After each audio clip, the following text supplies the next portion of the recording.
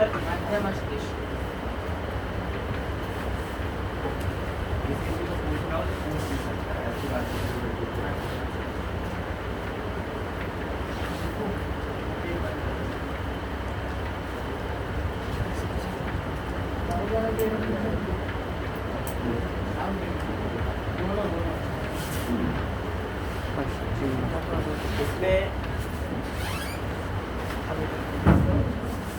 इसमें एक भाग होता है अपर मस्तिष्क का, दूसरा पार्ट होता है डायस्टिफेनॉल।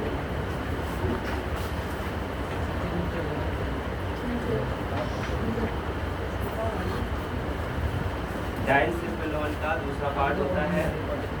इसके बाद इसके भी दो पार्ट होते हैं, ये होता है थैलेमस, दूसरा होता है हाइपोथैलेमस। हाँ, मैंने बताया था जो एक्चुअली हमारे इसमें 10th की बुक में जो है उसमें पूरी तरीके से फ्लो चार्ट नहीं है, तो एक बार फ्लो चार्ट देख लेना कैसे थैलेमस हाइपोथैलेमस।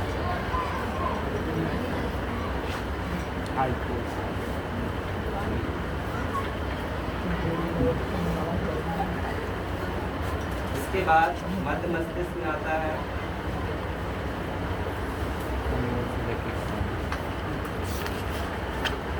पूरा पार्ट।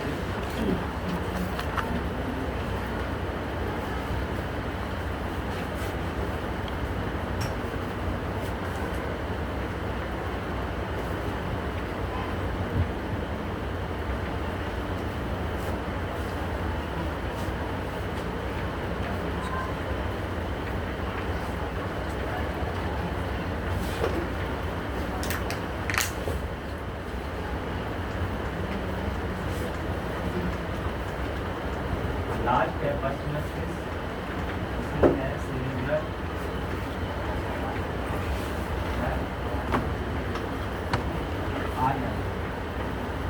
सेरिब्रल।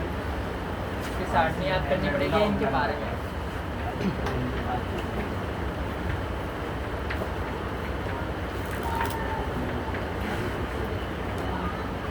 ये पूरा मस्तिष्क का चार्ट है। ब्रेन में 3 पार्ट होते हैं, अग्र मस्तिष्क, मध्य और मध्य मस्तिष्क।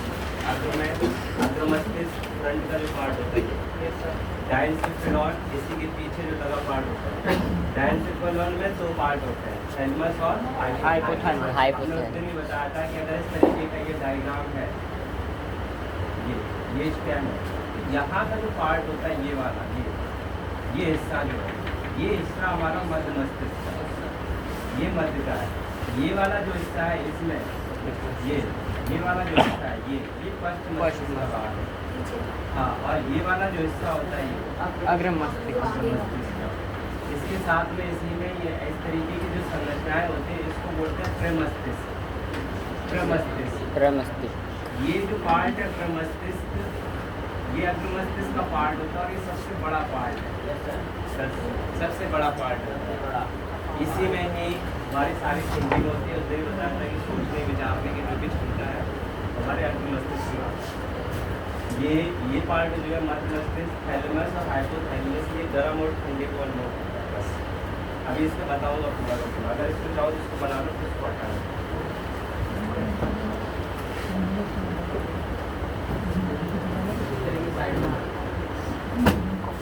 ब्रेन इसका जो वेट होता है वो ध्यान रखना 1400 ग्राम का वेट होता है, 10 ग्राम का भार होता है। और ये जो पार्ट होता है ये गोल होता है जिसको क्रेनियम में बंद रहता है। ये जो पार्ट है ये क्रेनियम है, हाँ ये क्रेनियम में बंद रहता है, क्रेनियम ये क्रेनियम का पार्ट है।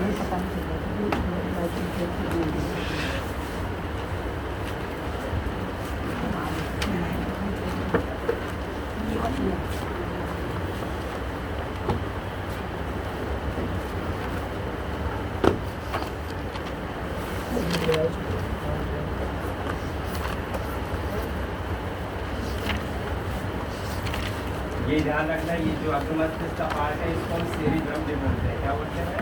सेरिब्रम। ये सेरिब्रम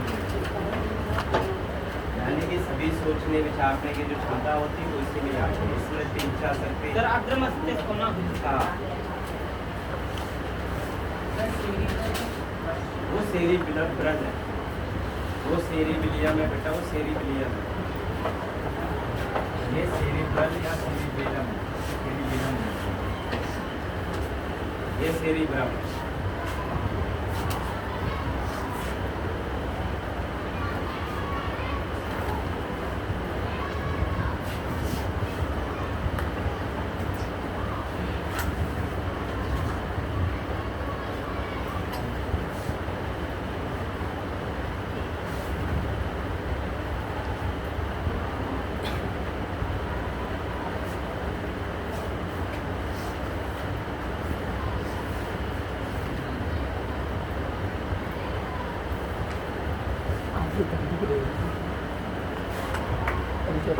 आवाज़ नहीं आ रही तो मैं ब्लूटूथ लगा रखा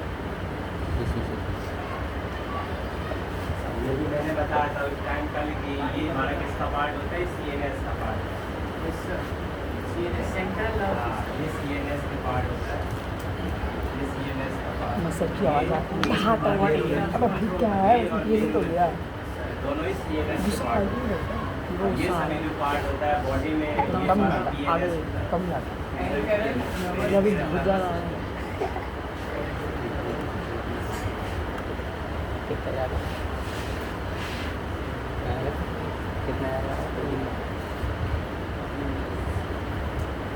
अरे मैं उस पर डालूंगा, उसको देख लेना, वहाँ से हाँ सर आगे बढ़ते हैं। ठीक है, ये ध्यान रखो कि अग्र मस्तिष्क ये सेरिब्रम का जितना ही पार्ट है ये थिंकिंग वाला पार्ट है, सोचने विचारने इच्छा याद करने सारी शक्तियाँ इसी में आती हैं। यस सर ये जो पार्ट है डाइसेफेलॉन थैलेमस और हाइपोथैलेमस। थैलेमस गर्म ठंडा अनुभव जो करता है वो हमारा थैलेमस पार्ट करता है।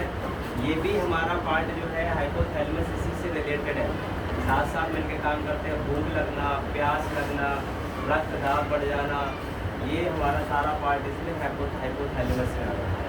यस सर वैसे इतना डीपली नहीं पूछेगा बट ये ध्यान रखना, थैलेमस गर्म ठंडा अनुभव करना, हाइपोथैलेमस ये भी उसी का ही पार्ट है। भूख लगना, प्यास लगना, रक्त दाब बढ़ जाना, ये सभी हमारे हाइपोथैलेमस के भाग हैं।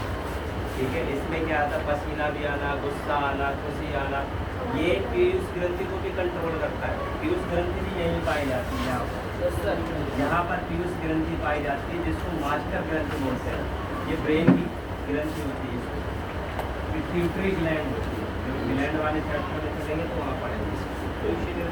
ये कंट्रोल करती है पीयूष ग्रंथि को, कौन, हाइपोथैलेमस, ये कंट्रोल करता है पीयूष ग्रंथि। इससे जितने भी हार्मोन्स निकलते हैं वो बॉडी को कंट्रोल करते हैं। इससे दो प्रकार के हार्मोन्स निकलते हैं, एक अग्रपालक पार्ट होता है, इसके भी दो भाग होते हैं, एक अग्र का और एक पश्च।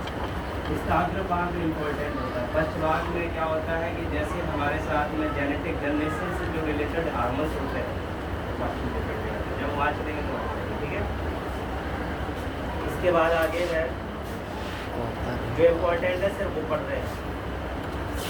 इसके बाद आता है सेरिबेलम, ये जो पार्ट होता है ये शरीर का संतुलन करता है, बॉडी को कंट्रोल करके रखता है। करीब बताया था कि बॉडी को कंट्रोल करने का काम सेरिबेलम, शरीर को संतुलन करने का काम सेरिबेलम।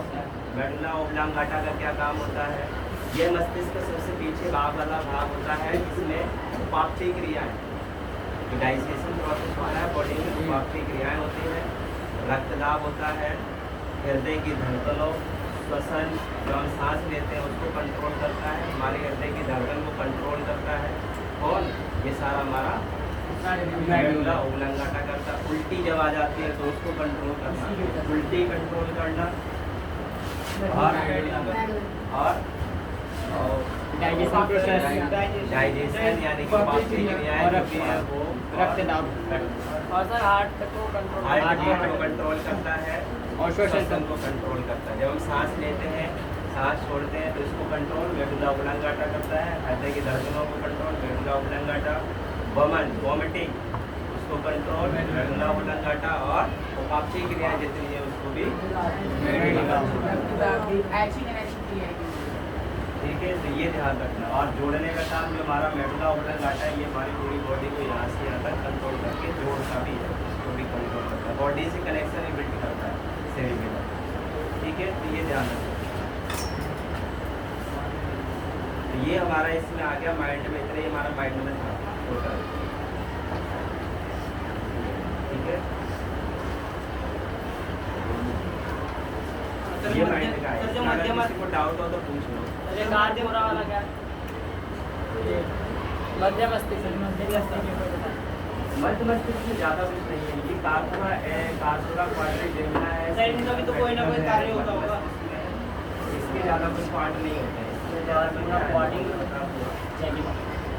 दृढ़ दृष्टि और श्रवण, सुनने, और ये देखो यहाँ ये पार्ट जो है ना माइंड में, ये कनेक्शन होता है हमारे सुनने और देखने की क्रियाओं को नियंत्रण हमारा करता है सेरिबल मध्य पार्ट होता है, ये देखने और सुनने। एग्जाम में ब्रेन का डायग्राम बनाना पड़ा तो ये बना बिल्कुल बनाना पड़ेगा।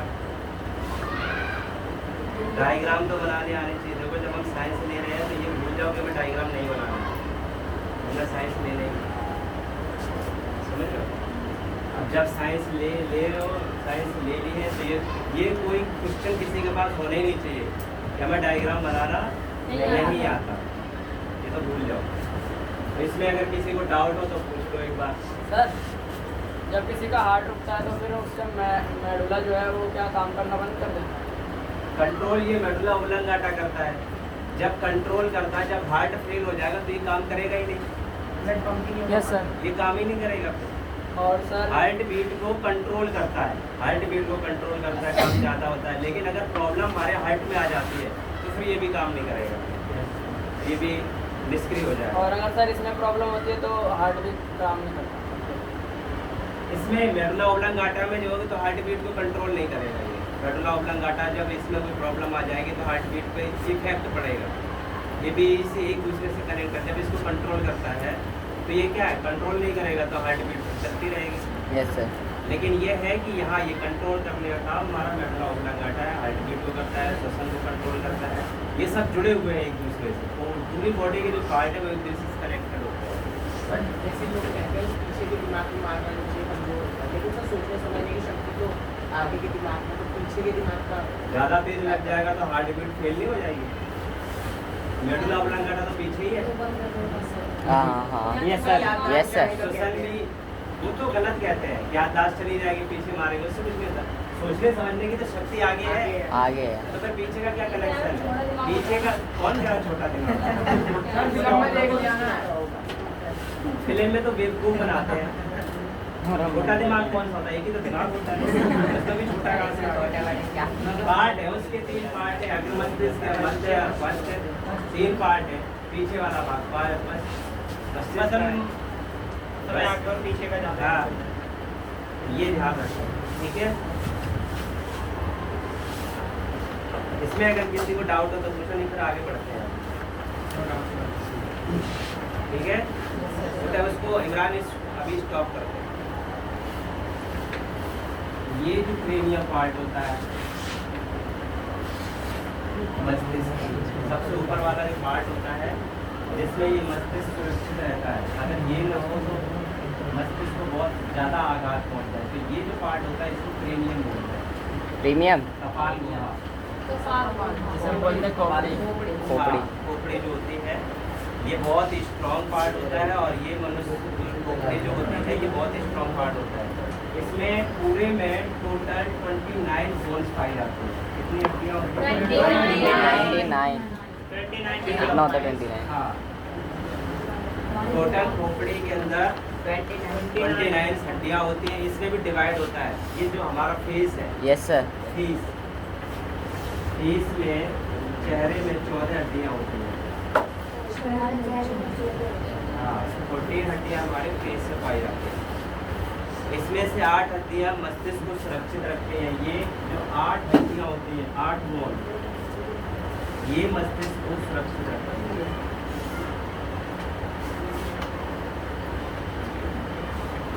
ये मस्तिष्क को सुरक्षित रखती है। कितने हो गए? 8 4 12 22 हो कितनी गए। बच रही है? 7। इन हड्डियों की रचना से और 14 हो गए। 6 हड्डियाँ कान को और 1 ठीक है, और 6 हड्डियाँ हमारे कान में पाई जाती हैं। चा सर बहुत छोटी होती है। कान में हड्डी होती है जो मतलब शरीर से जो मुलायम हड्डी कान की है। हाँ छोटी। दोनों कानों में 8 से 14 14 18 हाँ सर ओए ज़्यादा मोड़ के देख ले पता चल जाएगा। दर्द नहीं होता। मत दे बेटा, टाइट है तेरा वजन के हिसाब से। ओए ठीक है। और एक हड्डी जो है, एक हड्डी हाइड नामक एक हड्डी, हाइड नामक एक हड्डी मस्तिष्क में पाई जाती है। मस्तिष्क में ये कहाँ पाई जाती है? पीयूष ग्रंथि जो होती है वो इससे कनेक्ट होती है। पीयूष यहाँ पर ये जो पार्ट होता है यहाँ पर एक हड्डी पाई जाती है हाइड। सर इसमें जो चित्र में व्हाइट कलर का देख पीयूष ग्रंथि इससे जुड़ी हुई होती है। यस सर, डायग्राम में दिया हुआ है कि 29 हड्डियाँ टोटल होती हैं। ये टोटल हड्डियाँ हैं 29 में फेस में 40, मस्तिष्क को सुरक्षित रखती है 8, 6 हड्डियाँ कान में पाई जाती है। कान का मतलब होता है 3 और 3 6, यानी कि जोड़ा हड्डी का दोनों कानों में 3 पाई जाती है। बॉडी की सबसे छोटी हड्डी होती है स्टेप्स। कौन सी होती है? स्टेप्स। ये कान में पाई जाती है। सबसे छोटी हड्डी ये कान में पाई जाती है। हाँ, ये कान में पाई जाती है। मुदगर हड्डी भी कान में पाई जाती है। हथौड़े वाली जो हड्डी होती है वो भी कान में पाई जाती है। 3 प्रकार की जो हड्डियाँ होती है वो कान में पाई जाती है, जिनमें से सबसे छोटी हड्डी जो होती है स्टेप्स पाई जाती है। सबसे बड़ी हड्डी नहीं सर नहीं yes sir, yes. Femur, thigh की पैर की हड्डी जो है वो सबसे लंबी हड्डी है। फीमर जिसको बोलते हैं, फीमर फीमर सबसे मजबूत और लंबी। फीमर पन्ना सबसे बड़ी हड्डी फीमर होती है। सबसे बड़ी हड्डी जो मजबूत नहीं, कुछ हड्डियाँ तो सारी मजबूत है, कौन सी कमजोर है? सर से बनी है। हाँ सारी तो कैल्शियम फॉस्फेट से बनी है। सारी हड्डियाँ कैल्शियम फॉस्फेट से मिलकर बनी होती है। इनके अंदर मैंने बताया था कि हड्डियों के अंदर कैविटी पाई जाती है। कौन सी कैविटी पाई जाती है? बोल दे। हैं? भूल रहे हैं? हैं? बोल बोल। इसी के अंदर बोन मैरो पाया जाता है। यहाँ ब्लड बनता है, यहीं पर ब्लड बनता है। हड्डियों के बीच में बोन मैरो होता है, यहीं पर ब्लड बनता है। ठीक है? मैंने तो देखी नहीं है। देख के बताऊंगा। ठीक है, तो ये ध्यान रखना, ये टिश्यू को कैसे कनेक्ट करके रखते हैं, ये ऊतक कैसे इसको सुरक्षित करके रखते हैं। इसके अंदर जो माइंड होता है, माइंड के ऊपर एक फोल्ड होता है जिसको क्रेनियम बोलते हैं। इसके अंदर टोटल 29 हड्डियाँ होती हैं। 14 हड्डियाँ चेहरे को सुरक्षित रखती हैं, 8 हड्डियाँ मस्तिष्क को सुरक्षित रखती हैं, 6 हड्डियाँ कान में पाई जाती हैं और 1 हड्डी पीयूष के मध्य मस्तिष्क में पाई जाती है, जहाँ से पीयूष ग्रंथि जुड़ी होती है। ये टोटल ध्यान रखो। टोटल कितनी हड्डियाँ होती है? 206। ठीक है? हाँ, आगे चले आप। स्टॉप कर दें। तो तो स्टार्ट है। वृद्धि से आश्रित, दूसरी वृद्धि से मुक्त, वृद्धि से मुक्त। आगे बढ़ते हैं। और दूसरे वृद्धि से मुक्त।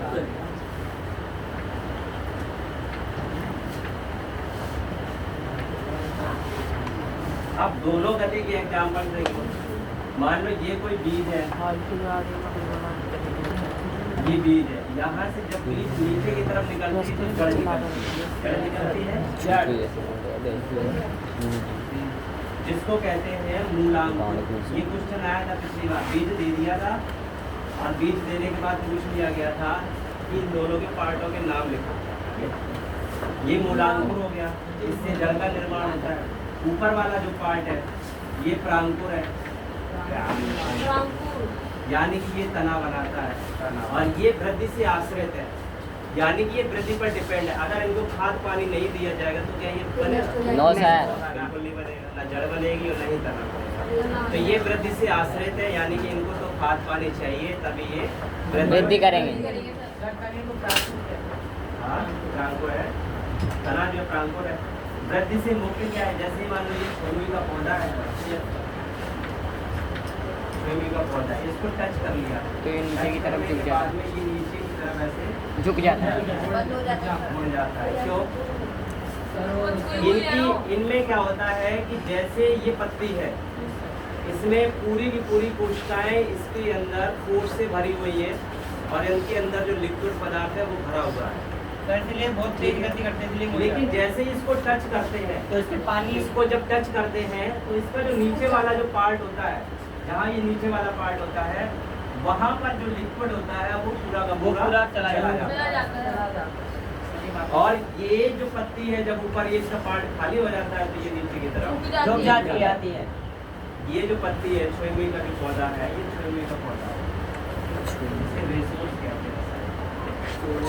अपनी सुरक्षा करती है। छोई का पौधा गाँव पाया जाता है। पत्ती से टच करता, मैंने बहुत छुआ और बहुत टच करके देखा, तो टच करने के बाद तुरंत ही मुरझा जाता है, पूरा का पूरा मुरझा जाता है, ऐसे लगता है कि धूप लग के सुखड़ गई है। लेकिन सुखड़ जाता है। इसका मतलब ये होता है कि ये पत्ती जब तनी होती है तो इनके अंदर ठोस समान होता है, इनके अंदर लिक्विड पदार्थ समान होता है। लेकिन लिक्विड पदार्थ जो ऊपरी हिस्से में होता है ये ठीक तरीके से होता है, लेकिन नीचे हिस्से में लिक्विड पदार्थ इतना नहीं होता।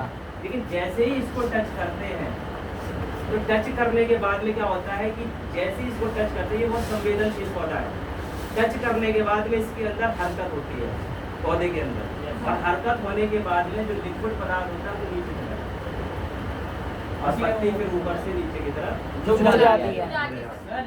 लेकिन ऐसे कई से पौधे देखने जो रात के समय ये ऐसा हो जाता है, मुड़ जाते हैं।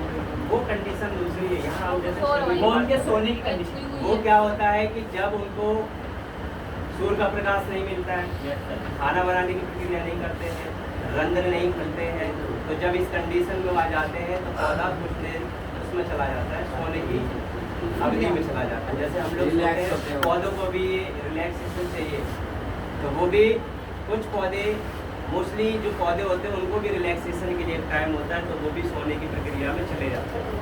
ना तो वो रात में खाना बनाएंगे, ना ही वो ज़्यादातर कोई फल फ्रूट्स की उसका प्रोसेस कर पाएंगे।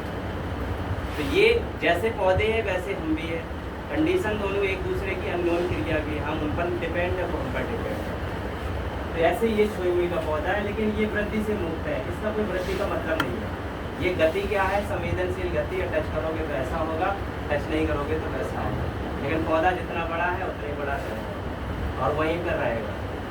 ये वृद्धि से मुक्त दो प्रकार की पादप वृद्धियाँ होती है, वृद्धि से आते हैं और वृद्धि से मुक्त है। उसके बाद ये सही हो जाते हैं। हाँ, कुछ देर बाद ऑटोमेटिक, थोड़ी देर बाद ये जो फोर्स है फिर धीरे धीरे ऊपर चढ़ना है, जैसे अपने आप को सेफली महसूस फिर धीरे धीरे पूरी में फैल जाता है, सीधे हो जाते हैं। मतलब जो पहले जो खिला होता है तो हम छूते हैं तो वो ऊपर की साइड रहता है, छूने से पहले ऊपर की साइड रहता है, उसके बाद जब छूते तो वो आपके अंदर चला जाता है। नीचे भी जा सकता है, ऊपर भी जा सकता है, लेकिन मोस्टली जो होता है वो नीचे की तरफ सीधा ऐसे होता है, फिर जब सीधा होता है तो बढ़ जाता है, इतना बढ़ता है। फिर वो धीरे धीरे उसका हाँ, फिर धीरे धीरे जैसे ये वाटर जब वो संवेदनशील होता है, फिर वो धीरे धीरे उसका जो पानी है उसके अंदर का लिक्विड पदार्थ है धीरे धीरे बढ़ता चला जाता है, तो पौधा धीरे धीरे सीधा होता है। ठीक है, तो ये पादपों में समन्वय था।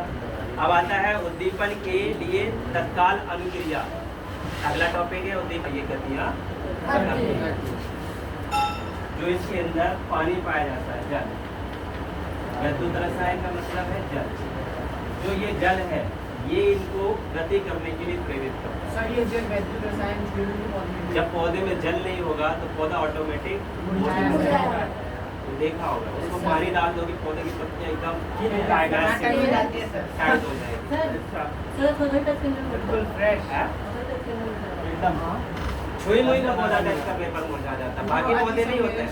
बाकी पौधों में क्या है कि पानी अगर रहेगा तो टाइटली उनकी पत्तियां बिल्कुल सही रहेंगी, पानी नहीं रहेगा तो फिर वो मुरझाए हुए नजर आ जाएंगे। जगह वो छुई मुई की तरह नहीं होता कि वो अपने आप को मिलते हैं, बता दीजिए सहायता से चढ़ते हैं, दीवार मिल जाएगी उस पर चढ़ जाएंगे, डंडा मिल जाएगा तो उस पे चढ़ जाएंगे, पेड़ मिल जाएंगे, पेड़ पे। हाँ, तो ये किसी की सहायता से ऊपर चढ़ते हैं। ये प्रतान स्पर्श के लिए संवेदनशील है। जब ये किसी आदमी जिस क्लास में अभी तक टीचर नहीं पहुंचे हैं ये दीवार सी है कुछ, और इसके ऊपर जब पौधा चलता था इसके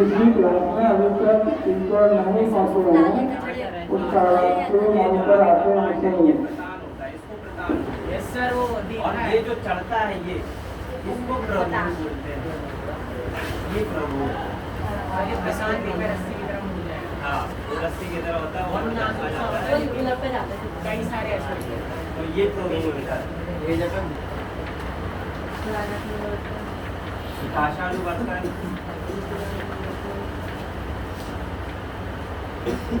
दूसरा रसायनानुवर्तन, तीसरा जलानुवर्तन। Yes sir.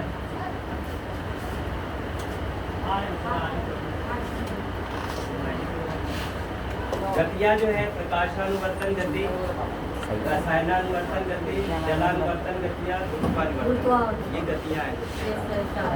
प्रकाशानुवर्तन गति क्या होता है कि तुमने देखा होगा सूरजमुखी का पौधा, यस सर। उसका सुबह जो मुंह होता है वो सूरज की तरफ होता है, जैसे जैसे सूरज चला जाता है उसका टप होता है। जिधर जिधर सूरज जाता है उस तरफ कार्य करते हुए ये प्रकाशानुवर्तन गति है। प्रत्येक पौधा जो होता है वो सूरज की तरफ मुड़ा रहता है, खड़ा होता है, जिससे कि उससे ज़्यादा से ज़्यादा लाइट लेकर के अपना फोटोसिंथेसिस काम कर सके।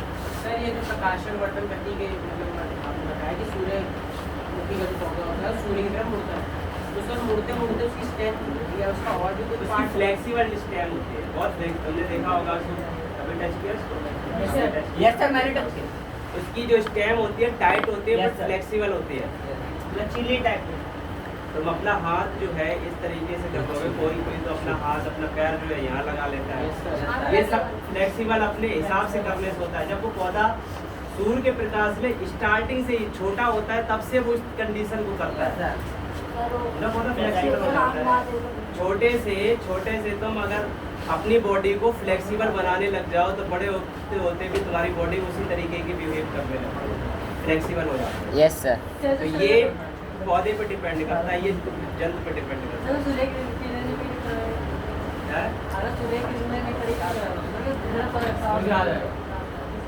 उसको बोलते हैं सूरजमुखी का पौधा, सूरज और मुखी, सूरज की तरफ मुख करके जो पौधा जन्म लेता है उसको सूरजमुखी कहते हैं। और भी पौधे होते हैं जो सूरज की तरफ मुंह करके नहीं होते हैं, जो सिर्फ फोटोसिंथेसिस का प्रोसेस करते हैं, लेकिन उसको क्या होता है उसका पूरा का पूरा बीज का यहाँ पर होता है बीच में और यहाँ पर जब पूरे सूरज की किरणें पड़ती हैं तो उसमें प्रोसेस ज़्यादा होती है, क्योंकि ये बीज पकने के लिए सूरज के उसको चाहिए। अगर वो इस तरीके का रहेगा तो ये बीज उसको उतना जल्दी आराम से इजली, जो 3 महीने का होता है तो वो 3 महीने में पौधा नहीं बन पाएगा, उसके बीज कच्चे रह जाएंगे। तो उसको पूरा प्रोसेस करने के लिए उसको ये काम करना पड़ता है। रसायनानुवर्तन क्या होता है, तुमने देखा होगा कि ये क्या है, क्या बता रहा है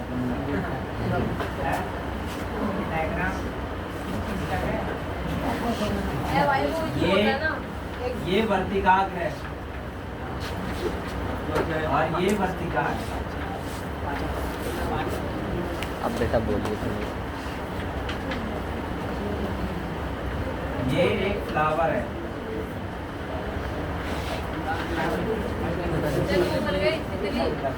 ये फ्लावर है, ये फ्लावर है, ये इसका बीज का पार्ट होता है, ये बीज का पार्ट होता है, ये बीज का पार्ट है, ये वर्तिका है, ये वर्तिकाक है, साथ में इसमें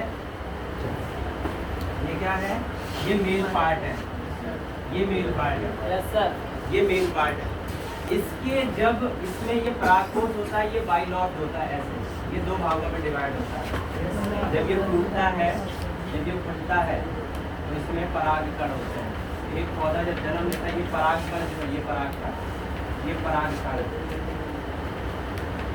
ये परागकण है। जब वायु, कीट और जल ये जब इस पौधे के टच में आते हैं तो ये परागकण यहाँ से अंडाशय में आना किसी भी तरीके से, और इसमें जाकर के ये नली बना लेता है पतली सी। और ये अंडाशय का पार्ट है, ये अंडाशय पार्ट है, ये नली से ये परागकण इसके अंदर चला जाता है, इसके अंदर ये जाने की जो प्रोसेस होता है, ये रसायन होता है इसके अंदर, एक रसायन, एक प्रकार का केमिकल होता है। उस केमिकल के माध्यम से ये कण जो है यहाँ से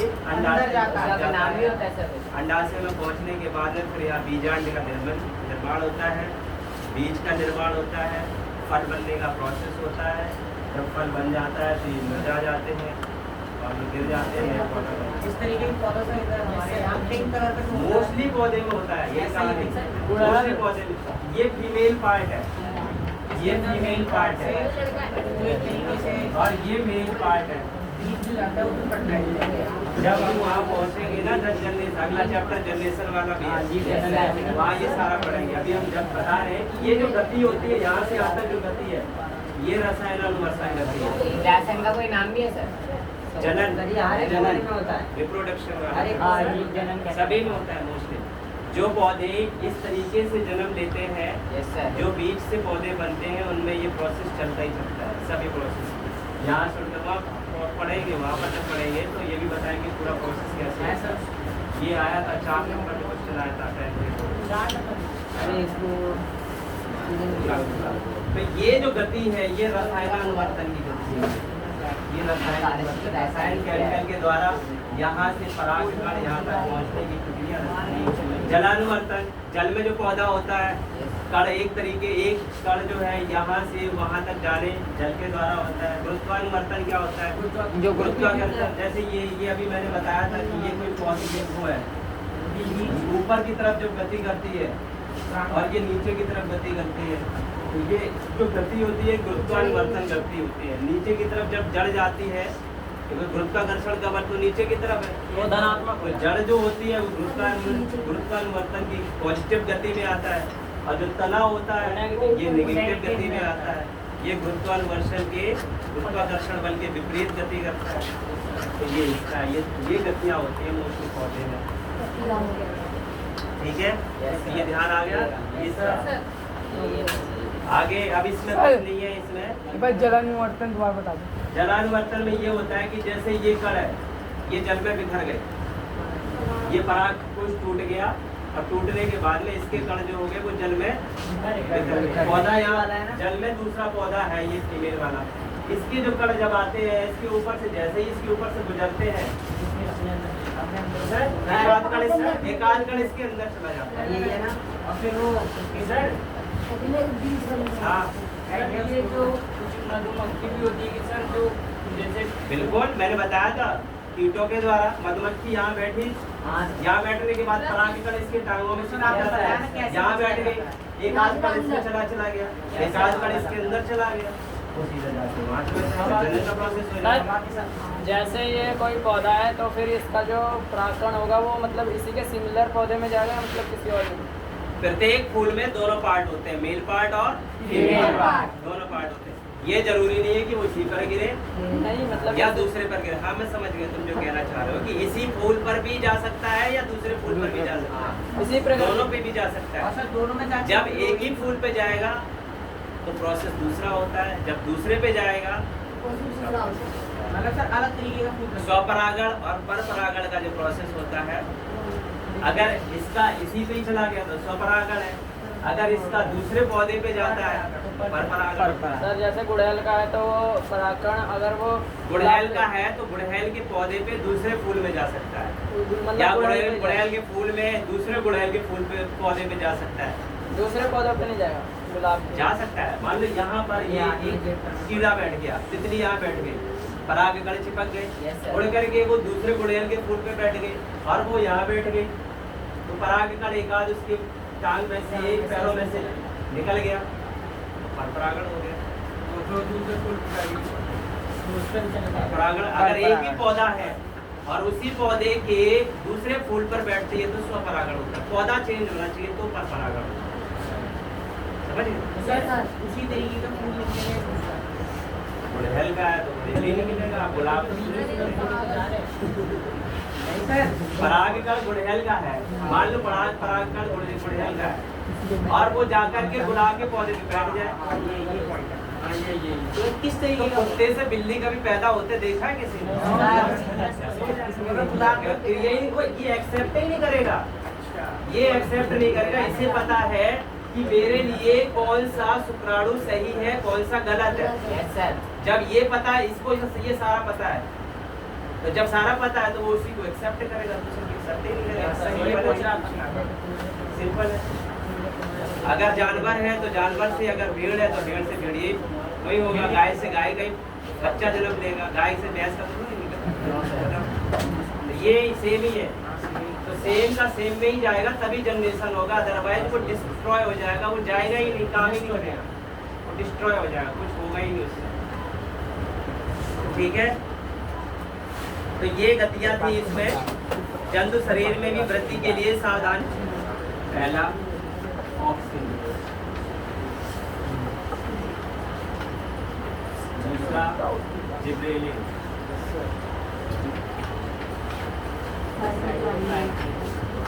तीसरा साइटोकाइनेसिस। बस ये ध्यान रखना। सर वो एक्सप्लेन वो भी बताएंगे। ये ये पादप हार्मोन्स हैं।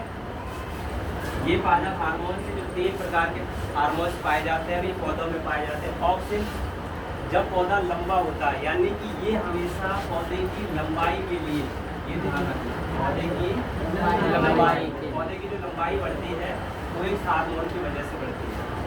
सूर्य के प्रकाश में जो हार्मोन्स ये एक्टिव हो जाता है और ये पौधे की लंबाई को बढ़ाने के लिए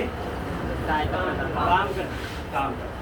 बस दूसरा है जिब्रेलिन, ये पौधे के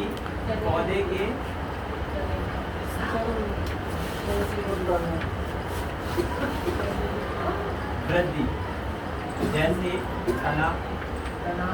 तना की वृद्धि हो गई, जड़ की वृद्धि हो गई, यानी कि ये चौड़ाई में वृद्धि करता है। Yes sir.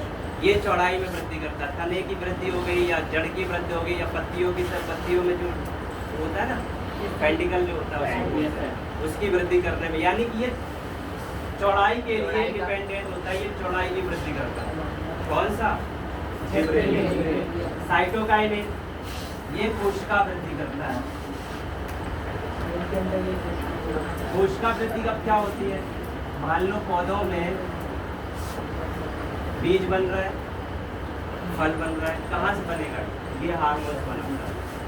ये क्या काम करता है? जो कोशिकाएं होती हैं उन कोशिकाओं की वृद्धि करता है। वृद्धि का मतलब होता है कि उन कोशिकाओं में, जैसे एक कोशिका है, 1 से 2 कोशिका बना देता है, 2 से 4 होना चाहिए, 4 से 8। यानी कि जब ये कोशिका वृद्धि होती है तो पौधा क्या होता है? फूल से फल का निर्माण स्टार्ट हो जाता है, बीज बनना स्टार्ट हो जाता है। फल हो गए, बीज हो गए, उसको बनने के लिए साइटोकाइनेसिस इम्पोर्टेंट होता है। ये कोशिका की वृद्धि करता है। इसमें लिखा भी है, देखो, फलों और बीजों में अधिक सांद्रता से पाया जाता है। मतलब फलों और बीजों को निर्माण करने का कार्य कौन करता है?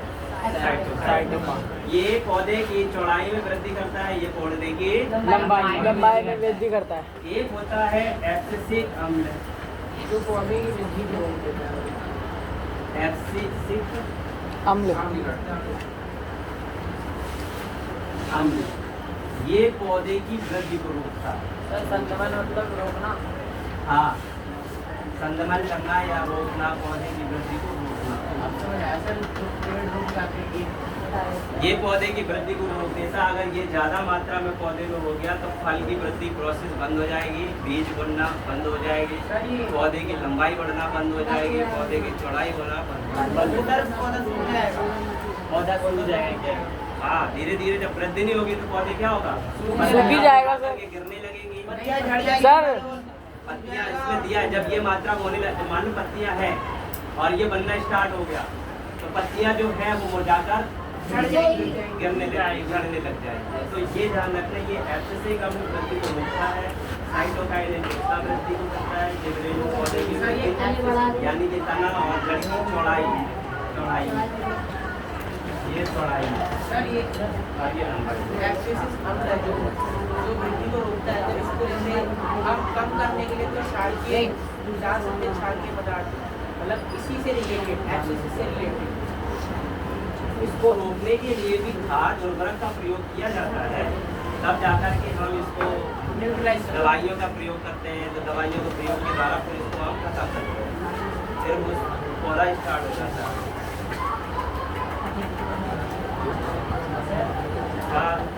सर जब पतझड़ का समय आता है तो उसमें भी यही कार्य होता है? नहीं, पतझड़ में पौधों में पत्तियां इसलिए गिराते हैं क्योंकि देखो चारों तरफ जो एरिया होता है वो सूखा हुआ होता है, टेम्परेचर बढ़ जाता है, पौधों को पानी उतनी मात्रा में नहीं मिल पाता है जितनी मात्रा में मिलना चाहिए। और जब पत्तियां ज़्यादा रहेगी तो उनको पानी भी देना पड़ेगा, खाद पानी भी देना पड़ेगा, या तो हम उसको गिरा दें तो उतनी मात्रा में पानी कम जरूरत पड़ती है, इसलिए वो अपनी पत्तियां गिरा देते हैं। पानी की मात्रा को कंट्रोल करने के लिए वो अपनी पत्तियों को गिरा देते हैं।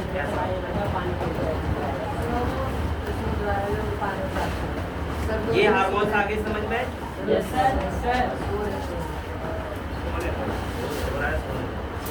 उसका भविष्य दिखा जाए।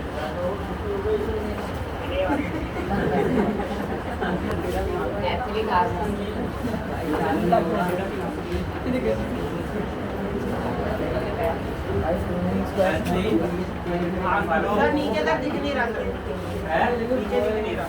कोई बात नहीं, वीडियो में दिख रहा है, वीडियो में देखिए। फलों को पकाने में सहायक होता है।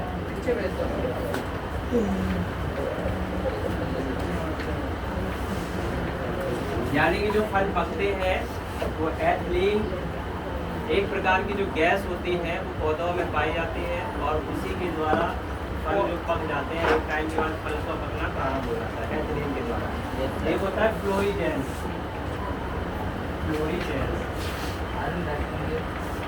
यह हार्मोन होता है फल खिलना। फल जब खिल जाते हैं, एक जो फल फूल जो फूल खिल जाते हैं उनके लिए फ्लोरीजेंस हार्मोन का फ्लावर भी फूल होता है। Yes, sir. फ्लावर से ही बना है फ्लोरीजेंस, यानी कि हार्मोन एथिलीन फलों को पकाने में सहायक होता है, एब्सिसिक अपने वृद्धि को रोक देता है, पत्तियां गिरा देता है। सर ये एथिलीन अम्ल मतलब एथिलीन हार्मोन जो है ये कौन छोड़ता है? मतलब रोकना, संदमन भी होता है, रोक देता है। ये एथिलीन तो नेचुरल गैस होती है, पत्तियों फूलों को फलों को पका देती है, लेकिन एक एसिटिलीन गैस होती है। कभी कभी देखते हो कि फल नहीं आते हैं आम के और आम मार्केट में आ जाता है। ये नेचुरल तरीके से दवाई तरीके नहीं, नेचुरल तरीके एसिटिलीन गैस होती है। उस एसिटिलीन के माध्यम से कृत्रिम द्वारा फलों को पकाया जाता है। एथिलीन ये तो नेचुरल तरीके से पकाती है, लेकिन एसिटिलीन गैस जो होती है वो कृत्रिम तरीके से पकाई जाती है। सर इसको कार्पेट भी कहते हैं ना, जैसे कि सर क्या कहते हैं? कारपेट सर एक पाउडर टाइप का होता है, इससे एक गोले टाइप का पाउडर होता है। बहुत सारी चीजें सर केला पकाने में हाँ सर उससे केला भी पका सकते हैं, आम भी पका सकते हैं, जो मर्जी हो। आगे देखो अब आता है जंतुओं में हाथ। केला पकाते हैं। अब है जंतुओं में हार्मोन जंतुओं में हार्मोन है। ये देखो, ये इम्पोर्टेंट है बहुत।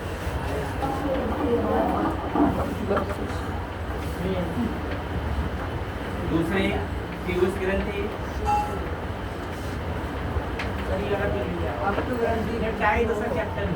थायराइड ग्रंथि,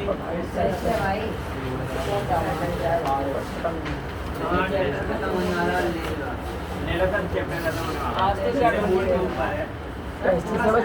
पैराथायराइड ग्रंथि, सर इसलिए बोलते हैं कि अभी टेस्ट है।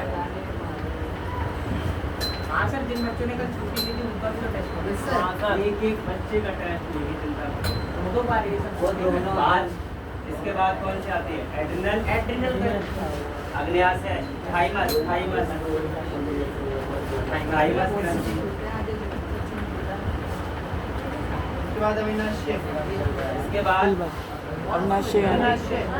अधिवृक्क ग्रंथि, कुछ भी इसके बाद अग्न्याशय, फिर वृषण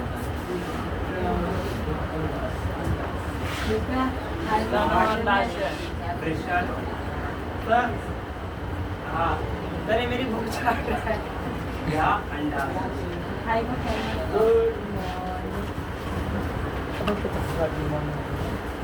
बहुत गुड मॉर्निंग।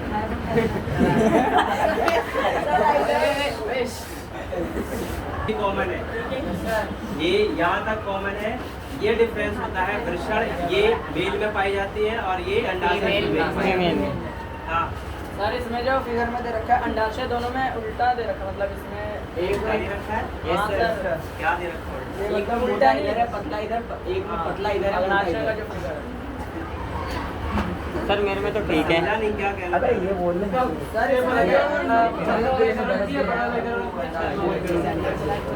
सर इसमें जो ये अग्नाशय दे रखा है इस साइड ये अधिवर्ती ग्रंथि है।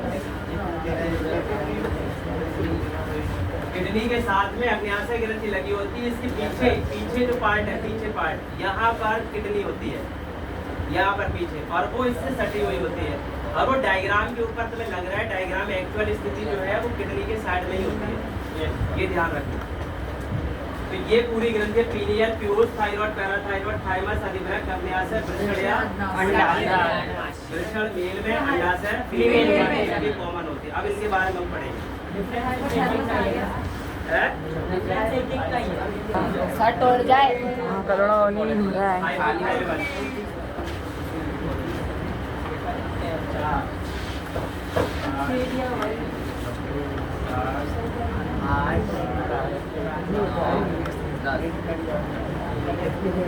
अब देख लो इसमें, यहाँ मैं भी अभी ब्रीफ में बता रहा हूँ सिर्फ।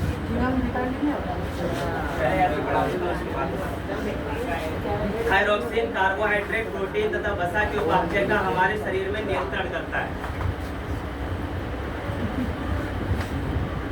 थायरोक्सिन हार्मोन्स कार्बोहाइड्रेट, प्रोटीन और वसा के उपापचय का हमारे शरीर में नियंत्रण करता है ताकि वृद्धि के लिए उत्कृष्ट संतुलन उपलब्ध कराया जा सके। थायरोक्सिन के संश्लेषण के लिए आयोडीन अनिवार्य है, यानी कि जब तक आयोडीन नहीं होगा तब तक बॉडी में थायरोक्सिन हार्मोन्स नहीं बनेगा। और जब थायरोक्सिन हार्मोन्स नहीं बनेगा तो प्रोटीन, वसा और कार्बोहाइड्रेट ये तीनों ही अनडाइजेस्टेड रहेंगे तुम्हारी बॉडी में। और जब ये अनडाइजेस्टेड रहेंगे तो समझ लेना कि बॉडी में प्रॉब्लम खड़ी हो जाएगी। ये घेंगा रोग हो जाएगा, ये गलेगा, ये सूज जाएगा, बॉडी के अंदर प्रॉब्लम्स आ जाएंगी अगर थायरोक्सिन हार्मोन्स बॉडी में नहीं बनेगा। इसीलिए कहा जाता है कि आयोडीन युक्त नमक खाना चाहिए। उसमें क्या होता है, आयोडीन की मात्रा होती है, वो प्रोटीन को डाइजेस्ट करता है, वसा को भी डाइजेस्ट करता है, कार्बोहाइड्रेट को भी डाइजेस्ट करता है और उससे फिर घेंगा रोग से भी बचा जा सकता है। तो यदि हमारे आहार में आयोडीन की कमी हो तो संभावना है क्या पाई जाती है? ब्रेन में यहाँ का ब्रेन में सर। हाइड एक बोन थी, हड्डी थी, उस हाइड की हड्डी से ये कनेक्ट होता है और ये ब्रेन में पाया जाता है, हाइपोथैलेमस के साइड में पाया जाता है। इसको कहते हैं पीयूष ग्रंथि। जब मैंने ये बताया था कि ये हमारा जो ये पीठ वाला पार्ट जो है, यहाँ पर हाइड ग्रंथि होती है, यहाँ पर हाइड बोन होती है, यहीं पर पीयूष ग्रंथि पाई जाती है। और इसको क्या कहते हैं?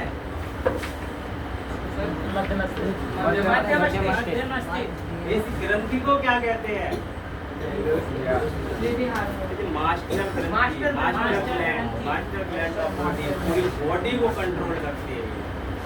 इससे कितने हार्मोन्स निकलेंगे, अभी पूरा का पूरा चार्ट बनाएंगे यहाँ पे, तब देखना इससे निकलेंगे। ये पूरी बॉडी को कंट्रोल करती है। और इसको कंट्रोल कौन करता है? हाइपोथैलेमस। पिछली बार अभी कितना टाइम में पढ़ाया हुआ, पीयूष ग्रंथि को कंट्रोल करती है।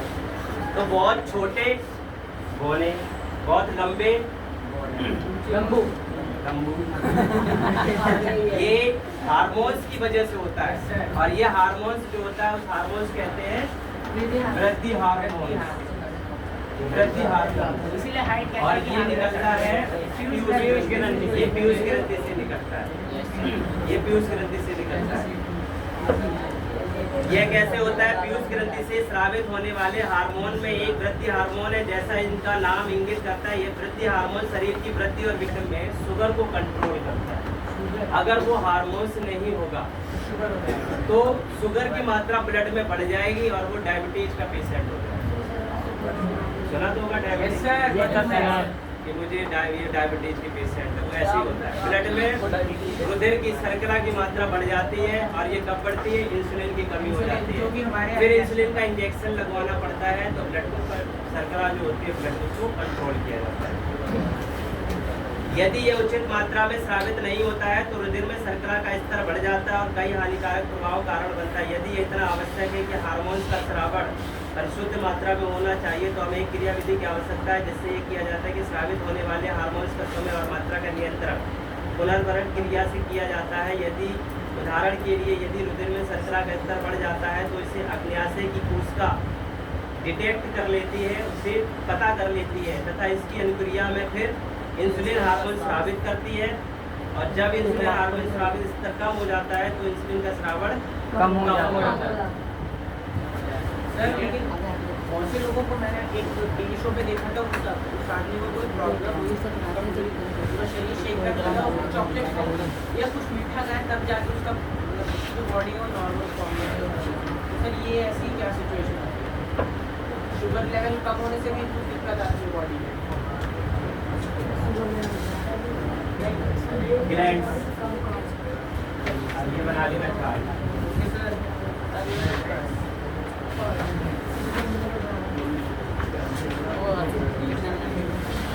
वही स्रावी 50 51 और अंतःस्रावी।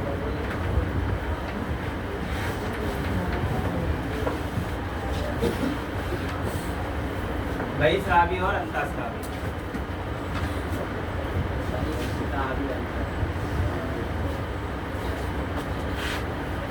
ये नलिका युक्त होती है, नलिका युक्त होती है। यानी कि ये नलिकाओं में स्रावित होता है और इनसे जो स्रावित होता है वो एंजाइम का स्रावित करते हैं, एंजाइम स्रावित करते हैं।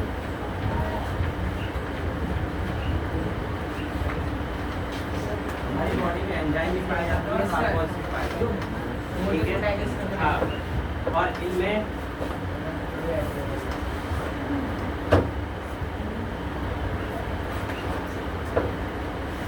इसमें कौन कौन सी ग्रंथि है, जैसे अश्रु ग्रंथि यानी कि आंसू की ग्रंथि,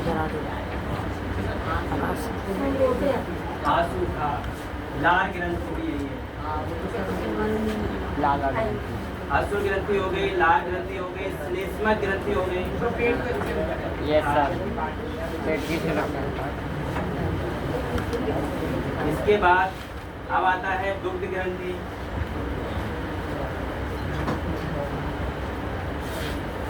इसके बाद श्वेत ग्रंथि। स्रावी दिख रहा है पीछे? सर अब नहीं सर, नीचे बिल्कुल नहीं दिख रहा है। श्लोक भाई हट गया तो दिख जाएगा। सर कैमरे में भी नहीं दिख रहा। सर इस श्लोक को हटा तो दिख जाएगा। श्वेत ग्रंथि सर नीचे वाला कैमरे में भी नहीं। कैमरे में भी नहीं आ रहा। पढ़े लेना कैमरा देना। इसको अंदर देख रहे हो तो मार रहा है। श्रावण वही श्रावी और अंतःस्रावी। बात नहीं। वही श्रावी ये क्या काम करते हैं, ये नलिका युक्त होते हैं, ये श्वेत नहीं, और श्वेत है, श्वेत। उस स्वाद श्लेष्मा जोड़ना पे दो। एक नंबर। ये 5 प्रकार की ग्रंथि होती है। अश्रु यानी कि आंसुओं की ग्रंथि, अली सर बोला आंसुओं की ग्रंथि। श्वेत जो पसीना निकलता है बॉडी से, पसीने वाली ग्रंथि। लाल ग्रंथि, दुग्ध ग्रंथि और श्लेष्मा ग्रंथि। ये सभी नलिका युक्त ग्रंथियां होती है। बात नहीं करो बेटा, ये सभी नलिका युक्त ग्रंथियां हैं और इनसे जो भी मटेरियल निकलता है वो एंजाइम होता है और ये हमेशा नलिका युक्त होते हैं, यानी कि ये नलिका में ही कोई भी पदार्थ निकलेगा तो ये नलिका में ही जाएगी, ये नलिका में जाएगी। सर ये दुग्ध ग्रंथि का क्या काम होता है? जब बच्चा बड़ा होता है तो माँ का दूध पीता है, तो आता कहाँ से है ये दूध? ये फीमेल्स में होता है। फीमेल्स में होगा। हाँ भाई समझ गया। मेल में भाई समझ गया ये ग्रंथि श्लेष्मा, ये कह रहे श्लेष्मा ग्रंथि क्या है? जब पेट में HCl हमने निकाला इसको प्रोटेक्ट करता है। कौन सी? ये वाली ग्रंथि। ये आमाशय में ग्रंथि पाई जाती है। आमाशय में जो HCl अम्ल होता है उससे बचाने के लिए ये वाली ग्रंथियां एंजाइम स्रावित करती है। चलो जी, अब आता है हाँ एंजाइम 20 प्रकार का। अब आता है अंतःस्रावी ग्रंथियां। ऑन कर लेना। सर पहले वाले का नाम क्या लिखा आपने? पहले वाले का क्या नाम लिखा है? वही श्राव। अश्रु, अश्रु, आंसू, अश्रु को कहते हैं आंसू। अश्रु लिखना है सर। इसमें है अंतःस्रावी ग्रंथि, ये नलिका विहीन होती है। मतलब सबसे इसमें पहली वाली नलिकाएं बात, नहीं। नलिका विहीन। इनसे जो लिक्विड निकलता है वो नलिकाओं में नहीं निकलता, वो डायरेक्ट ब्लड में जाता है, सीधा ब्लड में जाता है। इनसे हार्मोन्स निकलते हैं। पहले पढ़ लेना, बाद में देख लेना। इनसे एंजाइम्स निकलते हैं और इनमें से हार्मोन। हार्मोन्स। और ये डायरेक्ट ब्लड में जाता है। हार्मोन्स डायरेक्ट ब्लड में जाते हैं, ये नलिकाओं में जाते हैं। नलिकाओं के द्वारा फिर ये बाहर निकलते हैं। तो इसमें ये हार्मोन्स रक्त प्लाज्मा के द्वारा शरीर के भागों में पहुंचा दिए जाते हैं। इसमें कौन सी होती है ग्रंथियाँ? ये सभी ग्रंथियाँ होती है जो अभी हमने पढ़ी है, जैसे पीयूष, दूसरा क्या था? पीनियन,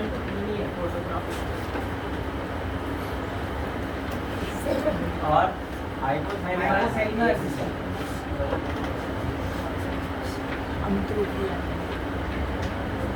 और थायराइड और 5 के बाद 6। इसके बाद क्या आता है? आग्नेयाशय, अधिवृक्क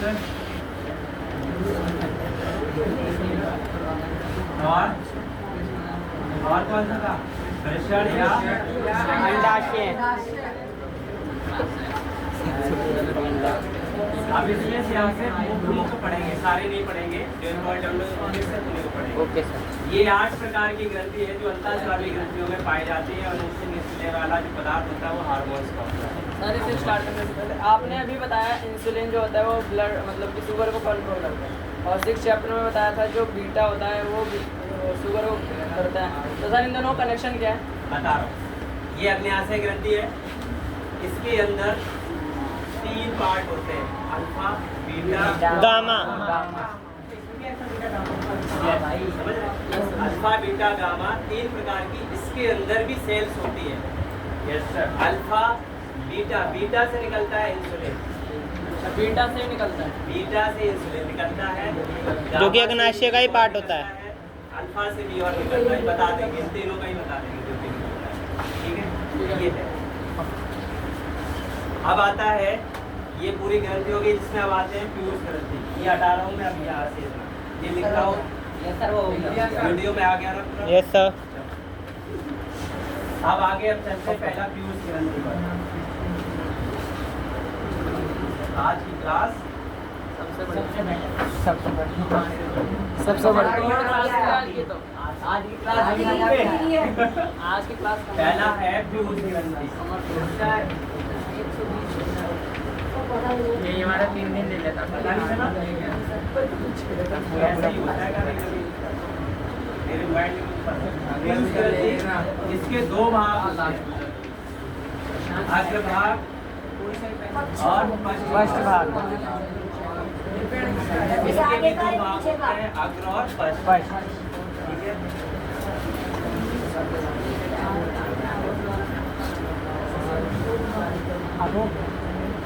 ये ध्यान रखना, इसमें यहाँ लिख लेना, ये कहाँ पाई जाती है? मध्य मस्तिष्क में। हाइड हड्डी से जुड़ी हुई होती है।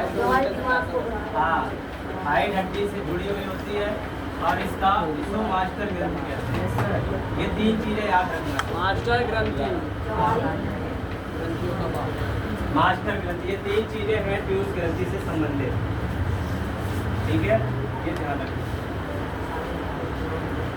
इसमें अग्रभाग और पश्चभाग। अग्रभाग में क्या होता है, अग्रभाग से निकलने वाले हार्मोन्स में लिखा रहे हो। सर ये उस पीडीएफ में नहीं है जो आगे से लिखा है। नहीं है भाई, इतना बड़ा भाई, मतलब इतना बड़ा topic। बेटा उसमें है नहीं। Okay sir. कैसे भी गर्मा गर्म इम्पोर्टेंट है बस वही। गुलशन के बोतल में गर्म पानी यहाँ से एक हार्मोन निकलता है वृद्धि, जो हमने पढ़ा है वही वही लिखवाएगी बस। यस सर, वृद्धि हार्मोन, वृद्धि हार्मोन ये क्या काम करता है, करता है हमारी मोनापन और लंबेपन को कंट्रोल करता है। मोनापन और लंबेपन मोनापन